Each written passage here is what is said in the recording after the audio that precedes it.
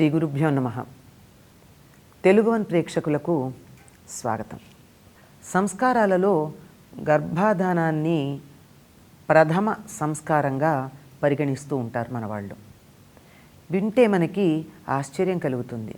ఇదేమిటండి, పుట్టిన తర్వాత ఎన్నో అయి వివాహం అయిన తర్వాత జరిగేటటువంటి సంస్కారం కదా ఇది మొదటి సంస్కారం ఎట్లా అవుతుంది అని. పుట్టిన తర్వాత వివాహం చేసుకున్న దంపతికి అది తర్వాతి సంస్కారం, కానీ పుట్టడానికన్నా ముందు జీవుడికి మొట్టమొదటి సంస్కారం అదే. ఎందుకు అంటే, ఏ సమయంలో ఒక జీవి గర్భంలో ప్రవేశిస్తాడో ఆ సమయాన్ని అనుసరించి అతడి యొక్క జన్మ ఉంటుంది.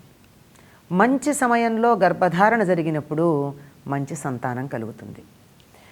అందుకే మన పూర్వులు రాబోయే తరాలలో మంచి జీవులు రావాలి అంటే పుట్టబోయేటటువంటి పిల్లలు సద్బుద్ధి కలిగినటువంటి వాళ్ళు అయి ఉండాలి, దుర్బుద్ధి కలిగిన వాళ్ళు ఉండకూడదు, అప్పుడే సమాజం బాగుంటుంది, దేశం బాగుంటుంది అనేటటువంటి ప్రయోజనాన్ని మనసులో పెట్టుకుని గర్భాధానాన్ని ఒక ప్రత్యేకమైనటువంటి క్రతువుగా, ప్రధానమైన సంస్కారంగా భావించటం జరిగింది. ఎందుకు అంటే, జీవుడు తయారవడానికి తల్లిదండ్రుల యొక్క శుక్ర శోణితాల కలయిక కారణం.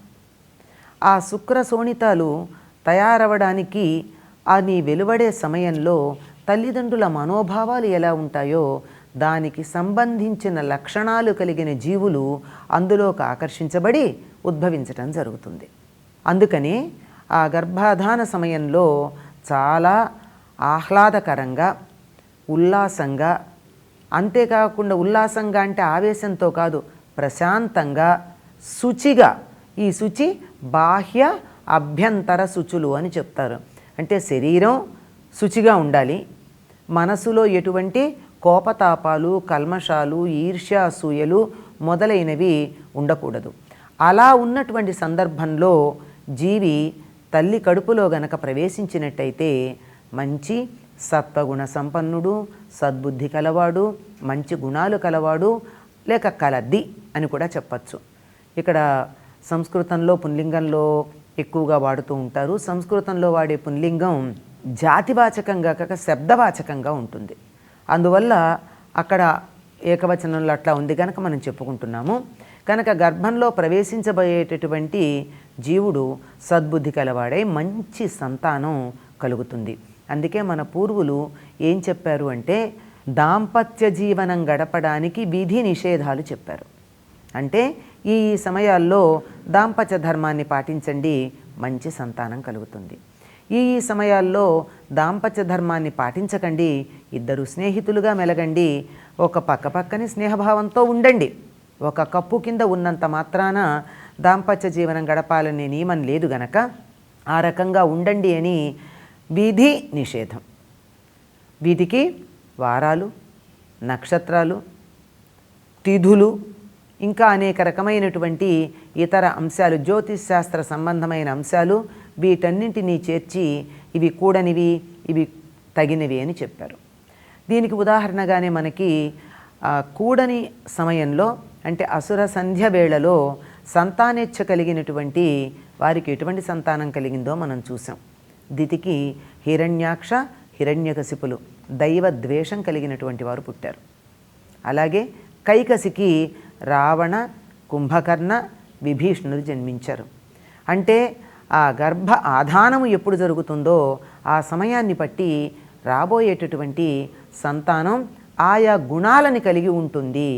ఇవి నిషిద్ధ సమయాల్లో దాంపత్య ధర్మాన్ని నిర్వర్తించినట్టయితే ఇటువంటి కూడని సంతానం కలుగుతుంది అని మనకి పురాణాలలో కొన్ని ఉదాహరణలు కనపడుతున్నాయి. వీటన్నింటినీ మూఢ విశ్వాసాలు, పనికిరానివి, అంధవిశ్వాసాలు అని కొట్టిపారేసేటటువంటి వారు కూడా ఆధునిక కాలంలో ఈ చైనీస్ క్యాలెండర్ అనేది సంతానం పొందడానికి ఉపయోగపడేటటువంటి దానిగా భావించి అనుసరించటం, దానికి సత్ఫలితాలు వచ్చాయని చెప్పడం మనం చూస్తున్నాం. అంటే చైనా దేశం కూడా, జపాను దేశం ఇవన్నీ ప్రాచ్య దేశాలు, పాశ్చాత్య దేశాలు కాదు. ఈ దేశాలన్నింటిలోనూ స్వల్ప భేదంతో అనేకమైన సదాచారాలు పాటించబడుతూ ఉంటాయి. ఆ సదాచారాలలో ఒక్క అంశాన్ని క్రోడీకరించి పట్టికగా అందించిందే ఈ చైనీస్ క్యాలెండర్ మొదలైనవి పాటించటం అనేది. అంతేకాకుండా సమయం గురించి ఇలా చెప్పాం.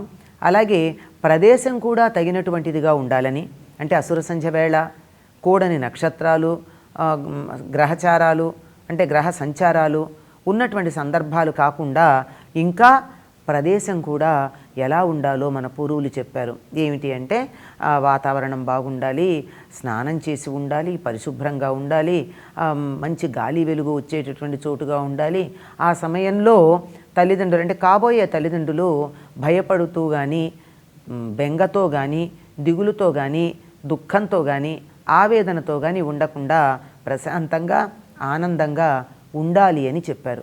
దీనికి కారణం ఏం చెప్తారు అంటే అంగాదంగాత్ సంభవసి హృదయాదధిజాయసే ఆత్మావై పుత్రనామాసి పంజీవ శరదశతం. ఇది నామకరణం మొదలైన సందర్భాల్లో తండ్రి చేత అనిపిస్తూ ఉంటారు. నా శరీర అవయవాలలో నుంచి నీ శరీర అవయవాలు అంటే మొత్తం నా శరీరంలోంచి వచ్చాయని చెప్తూ హృదయాదధిజాయతే హృదయం నుండి వచ్చాయి, ఆత్మావై పుత్రనామాసి నేనే పుత్రుడు అనేటటువంటి పేరుతో ఇదిగో ఇలా నీ ఎదురుగా కనపడుతూ ఉన్నాను, నేనే నువ్వుగా ఉన్నాను అని చెప్పడం ఉంది. మరి హృదయంలోంచి పుట్టడం ఏమిటండి అంటే హృదయంలో ఉన్న భావం ఏదైతే ఉందో అది శరీరావయవాలేమో భౌతికమైనటువంటి ఆ కణం వల్ల ఏర్పడితే జీవ లక్షణమేమో ఆ సమయానికి హృదయంలో ఉన్న భావం వల్ల ఏర్పడుతుంది. ఈ సంగతిని ఆధునిక వైద్య శాస్త్రం కూడా అంగీకరించింది. గర్భధారణ సమయాన్ని గురించి వారు ఇంకా బాగా చెప్పలేకపోతున్నారు, కానీ తల్లి గర్భవతిగా ఉన్నప్పుడు ఉన్న ఆలోచనలు, భావాలు, ఆవిడ మానసిక స్థితి బిడ్డ యొక్క మనస్థితి మీద ప్రభావాన్ని చూపిస్తాయనే సంగతిని అందరూ అంగీకరించినటువంటి మాట. ఇంకా కొంచెం వెనక్కి వెళ్ళినట్టయితే ఆ జీవుడు తల్లి గర్భంలోకి ఆకర్షించబడేటప్పుడు ఉన్న స్థితి కూడా, భార్యాభర్తల ఇద్దరి యొక్క స్థితి కూడా ఆ జీవి యొక్క మానసిక స్థితి మీద ప్రభావం చూపుతుంది అని మరి కొద్ది రోజులు పోయాక ప్రయోగశాలల్లో నిరూపిస్తారేమో. దీన్ని మాత్రం మన పూర్వులు ఇంతకు ముందే నిరూపించి చెప్పడం జరిగింది. ఇన్ని నియమాలు ఎందుకు పాటించాలండి అంటే మనకి సంతానాన్ని పొందడం కోసం మాత్రమే దాంపత్య ధర్మాన్ని స్వీకరించటం అన్నది ఆర్ష సంప్రదాయం. ప్రజాయై గృహమేధినాం అని రఘువంశ రాజుల గురించి కాళిదాస్ చెప్పాడు. గురువుగారు చదువంతా అయిపోయి ఇంటికి వెళ్ళిపోతూ ఉన్నటువంటి తన శిష్యుడికి చిట్ట చివరికి మనం ఈనాడు కాన్వకేషన్ అడ్రస్ అని అంటామే, అటువంటి స్నాతక ఉపదేశం ఇచ్చేటప్పుడు ఏం చెప్తాడంటే కొన్ని ఏష ఆదేశ ఏష నిర్దేశ అంటాడు. కొన్ని ఆదేశాలు, సూచనలు, కొన్ని తప్పనిసరిగా పాటించవలసిన విధులు అని చెప్తాడు. అట్లా చెప్పేటటువంటి దానిలో ఒకటి ఏమిటి అంటే ప్రజాతంతుం మా విచ్ఛేదయత్సీతి అంటాడు. ప్రజాతంతువుని నువ్వు ముక్కలు చెయ్యకు, తెగగొట్టకు అన్నాడు. అంటే ప్రజాతంతువు అంటే ఒక వంశంలో పరంపరగా ఎప్పటి నుండో కొన్ని తరాలుగా ఆ వంశంలో జన్యువులు ఆ పూర్వం ఉన్నటువంటి లక్షణాలను కొనసాగించుకుంటూ వస్తే ఎన్నో తరాలుగా తండ్రి నుండి కొడుక్కి, మళ్ళీ ఆ కొడుకు నుండి అతడి కొడుక్కి, అతడి కొడుక్కి, అతడి కొడుక్కి అలా వస్తూ ఉంటే నీ తరానికి వచ్చిన తర్వాత అవి తరువాత తరానికి నువ్వు కొనసాగించాలే కానీ దాన్ని మధ్యలో ఎక్కడా కూడా తెంచవద్దు అని ఒక ఆదేశం ఇచ్చి మరీ గురువు పంపిస్తాడు. ఇది పితృణం తీర్చుకోవడం అని మనం అంటూ ఉంటాం. పితృణం తీర్చుకోవడం అంటే తల్లిదండ్రులకి సేవ చేయడం మాత్రమే అని అనుకుంటున్నాం మనం. అది భాగమే, కాదనడానికి వీల్లేదు. కానీ నిజంగా మనం తీర్చుకునే పితృణం ఏమిటి అంటే మన తల్లిదండ్రులు మనకి శరీరాన్ని కల్పించి ఇచ్చినందుకు వాళ్ళ పట్ల మనం రుణం ఎలా తీర్చుకుంటాం? వాళ్ళకి శరీరాన్ని కల్పించి ఇవ్వలేం, కానీ మనం కొన్ని శరీరాల కల్పనకి సహకరించి ఆ శరీరాలు వచ్చేట్టుగా చేసి కొంతమంది జీవులకు కావలసిన ఇల్లు, శరీరం అంటే జీవుడు ఉండే ఇల్లే కదా, కొంతమంది జీవులు ఉండడానికి కావలసిన ఇంటిని ఏర్పాటు చేయడం అన్నది మన యొక్క కర్తవ్యం గనక ఇది పితృణం అన్నారు. భారతీయ సంస్కృతిలో దాంపత్య ధర్మం అన్నది భౌతికమైన సుఖాల కోసం మాత్రమే కాదు, ఆధ్యాత్మికమైనటువంటి ఔన్నత్యం కోసం, అందులో ప్రధానంగా 3 రుణాలు తీర్చుకోవడం కోసం దాంపత్య ధర్మాన్ని పాటించవలసినటువంటి అవసరం ఉంది. ఒకటి పితృణం, సంతానాన్ని పొంది, దేవరుణం, పూజాదికాలి ఇత్యాదులన్నీ చేసి, ఋషి రుణం, తాను నేర్చుకున్నటువంటి విద్యని 10 మందికి బోధించి, ఇలా ఈ రుణాలు తీర్చుకోవడం కోసమే దాంపత్య ధర్మాన్ని నిర్వర్తించాలన్నారు. ఇది కామోపభోగం కోసం మాత్రం కాదు. ఎవరైతే కామం కావాలి, సంతానం వద్దు అనుకుంటారో అటువంటి వారికి ఒకవేళ సంతతి కలిగితే ఆ సంతతి తల్లిదండ్రుల మీద ప్రేమతో ఎలా ఉంటుందండి? మన దేశంలో ఎప్పుడూ కూడా పిల్లలు కావాలి అని కోరుకుని పూజలు చేసి, పునస్కారాలు చేసి, తపస్సులు చేసి, యాగాలు చేసి, యజ్ఞాలు చేశారే తప్ప సంతానం వద్దు, మేము భార్యాభర్తలం సుఖపడతాము అన్నటువంటి వాళ్ళు లేరు.